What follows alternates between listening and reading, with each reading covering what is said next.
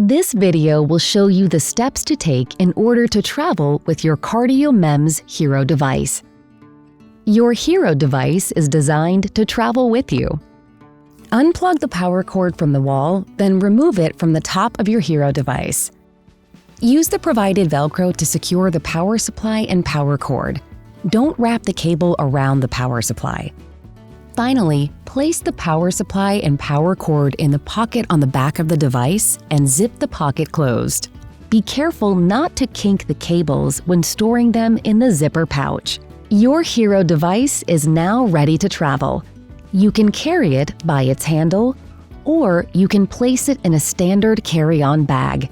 The HERO device is an approved medical device that does not count towards carry-on limits. However, you can also check your bag if you would like. You may need to remove the HERO device from your bag when going through security checks, like at an airport. The HERO device can undergo metal detector or X-ray testing by security. It is safe for you to walk through a body scanner with a CardioMEMS sensor in your body. Your CardioMEMS HERO device is approved as carry-on baggage because it is a medical device. Be sure to carry your patient ID card, and you can download or print a travel letter to show security or the airline at cardiovascular.abbott. If you are traveling outside of the US, you may need a power adapter to attach to the power cord.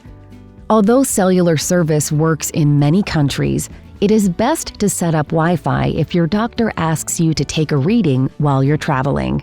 If Wi-Fi doesn't work, don't worry.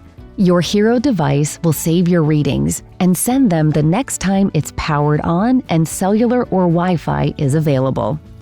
If you have any questions related to traveling with your device or your health, please contact your doctor's office.